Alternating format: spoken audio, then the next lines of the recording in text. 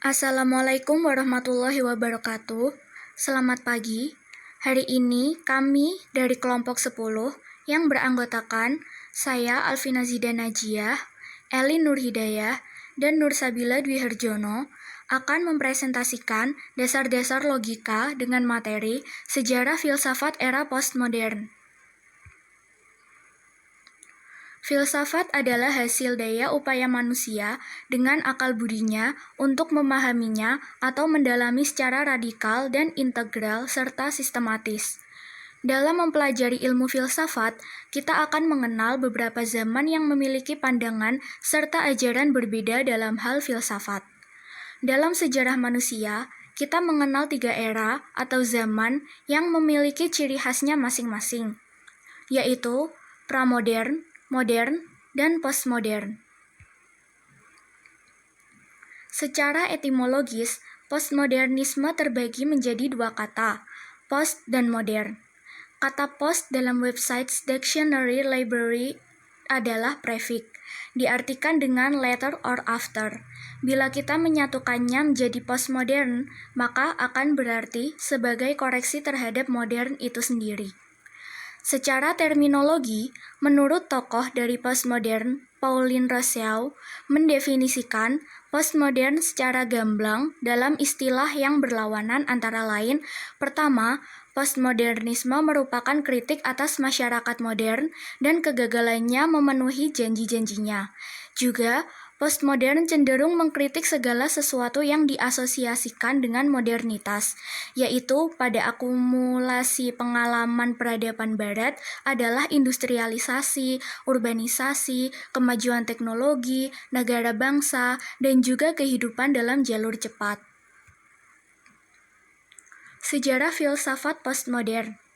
Postmodern pertama kali muncul di Prancis sekitar tahun 1970-an. Pada awalnya, postmodern lahir terhadap kritik arsitektur, dan harus kita akui, kata postmodern itu sendiri muncul sebagai bagian modernitas. Benih posmo pada awalnya tumbuh di lingkungan arsitektur.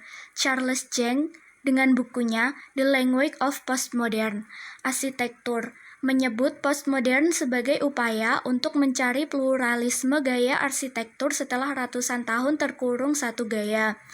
Pada sore hari di bulan Juli tahun 1972, bangunan yang mana melambangkan kemodernisasian diledakkan dengan dinamit. Peristiwa peledakan ini menandai kematian modern dan menandakan kelahiran postmodern.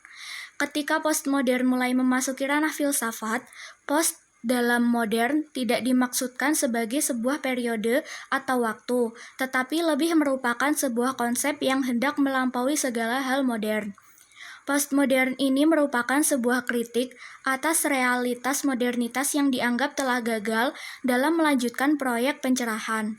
Nafas utama dari postmodern adalah penolakan atas narasi-narasi besar yang muncul pada dunia modern dengan ketunggalan gangguan terhadap akal budi dan mulai memberi tempat bagi narasi-narasi kecil, lokal, tersebar, dan beraneka ragam untuk bersuara dan menampakkan dirinya. Postmodernisme bersifat relatif. Kebenaran adalah relatif, kenyataan atau realita adalah relatif, dan keduanya menjadi konstruk yang tidak bersambung satu sama lain. Dalam postmodernisme, pikiran digantikan oleh keinginan, penalaran digantikan oleh relativisme, kenyataan tidak lebih dari konstruk sosial, kebenaran disamakan dengan kekuatan atau kekuasaan. Akhirnya, pemikiran postmodern ini mulai mempengaruhi berbagai bidang kehidupan, termasuk dalam bidang filsafat, ilmu pengetahuan, dan sosiologi. Postmodern akhirnya menjadi kritik kebudayaan atas modernitas.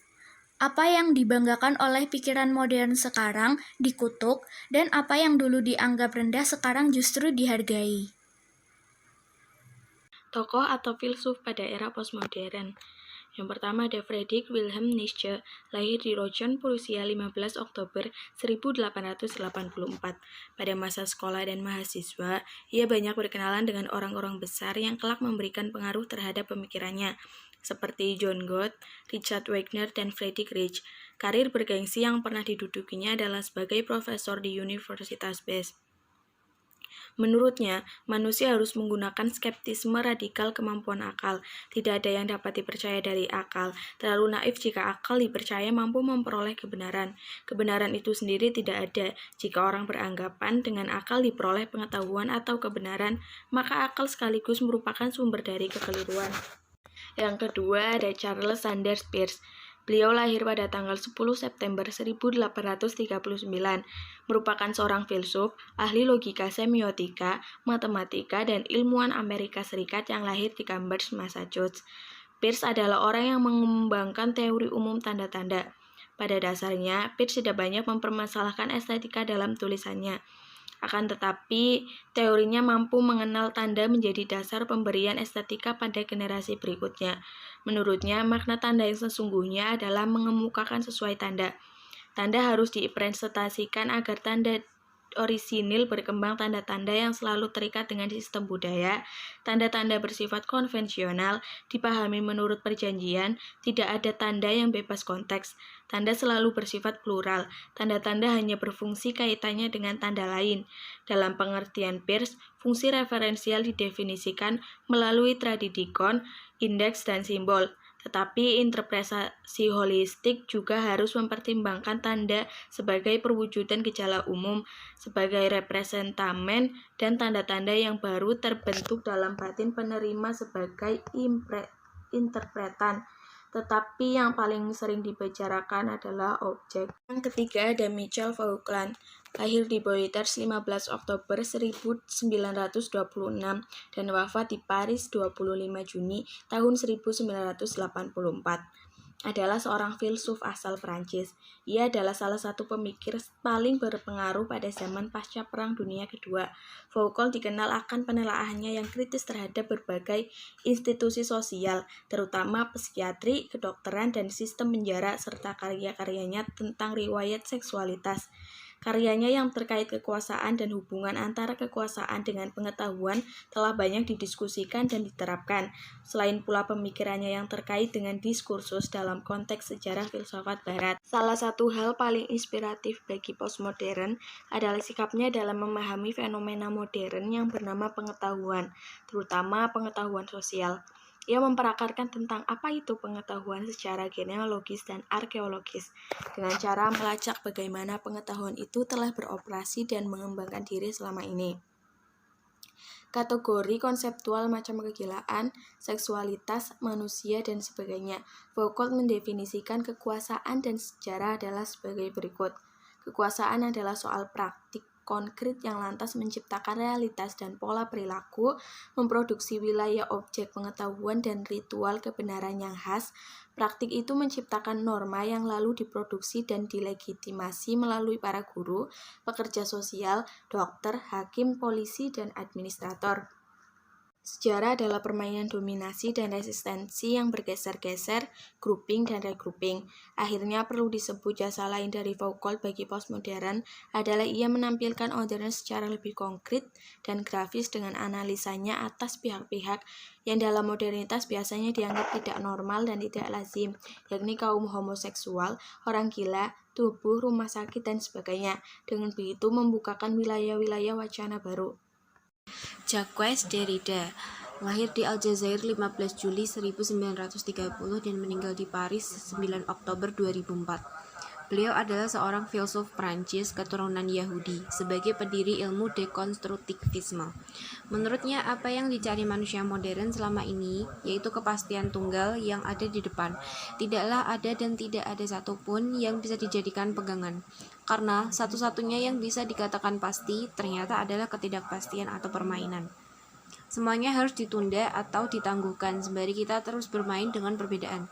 Inilah yang ditawarkan Derrida, dan postmodernitas adalah permainan dengan ketidakpastian. Jan Bukarowski. Bukarowski lahir di Bohemia 1891 dan meninggal pada tahun 1975. Sebagai pengikut strukturalisme Praha, ia kemudian mengalami pergeseran perhatian dari struktur ke arah tanggapan pembaca.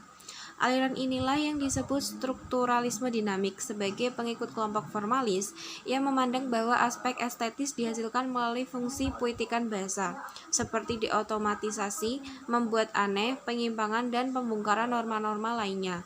Meskipun demikian, ia melangkah lebih jauh aspek estetika melalui karya seni sebagai tanda, karya seni sebagai fakta transindividual. Singkatnya, karya sastra harus dipahami dalam kerangka konteks sosial. Aspek estetis terikat dengan entitas sosial tertentu. Mukarovsky membedakan 3 macam nilai, yaitu nilai estetis aktual, nilai universal, dan nilai evolusi. Peran penting Mukarovsky adalah kemampuannya untuk menunjukkan dinamika antara totalitas karya dengan totalitas pembaca sebagai penanggap. Ia membawa karya sastra sebagai dunia yang otonom tetapi selalu dalam kaitannya dengan tanggapan pembaca yang berubah-ubah. Menurutnya, sebagai struktur dinamik, karya sastra selalu berada dalam tegangan antara penulis, pembaca, kenyataan, dan karya itu sendiri. Hans Robert Jauss. Jauss lahir di Jerman. Ia termasuk dalam kelompok Konstanz, nama yang diambil dari sebuah universitas di Jerman Selatan. Sebagai ahli sastra kebudayaan abad pertengahan, Jauss ingin memperbaharui cara-cara lama yang mendeskripsikan aspek-aspek kesejarahan, sehingga lebih menjadi hermeneutitas. Tetapi, di pihak lain, ia juga ingin memperbaharui kelemahan kelompok formalitas yang semata-mata bersifat estetis dan Marxis, yang semata-mata bersifat kenyataan. Tujuan pokok Jauss adalah membongkar kecenderungan sejarah sastra tradisional yang dianggap bersifat universal teologis. Sejarah sastra yang lebih banyak berkaitan dengan sejarah nasional, sejarah umum, dan rangkaian periode. Konsekuensi logis adalah keterlibatan pembaca.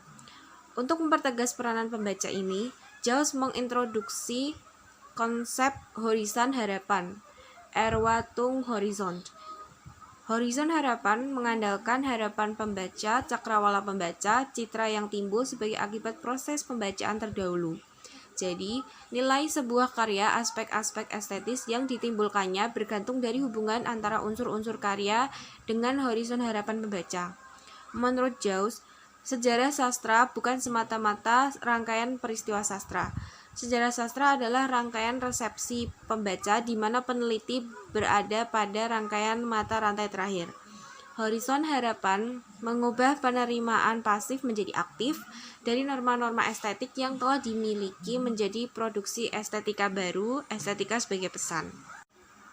Kesimpulannya, postmodern lahir sebagai reaksi dan kritik terhadap modernisme yang penuh akan kesalahan dan kegagalan di berbagai bidang. Postmodernisme mengatakan bahwa tidak ada kebenaran universal yang valid untuk setiap orang. Dalam postmodernisme, pikiran digantikan oleh keinginan, moralitas digantikan oleh keinginan, penalaran digantikan oleh emosi, dan moralitas digantikan oleh relativisme. Kenyataan tidak lebih dari konstruksi sosial. Kebenaran disamakan dengan kekuatan atau kekuasaan. Sekian presentasi dari kelompok kami. Apabila ada kesalahan mohon dimaafkan. Apabila ada pertanyaan silahkan langsung diajukan pada diskusi di grup Dasar Logika. Terima kasih. Assalamualaikum warahmatullahi wabarakatuh. Sekian presentasi dari kelompok kami. Apabila ada kesalahan mohon dimaafkan. Wassalamualaikum warahmatullahi wabarakatuh.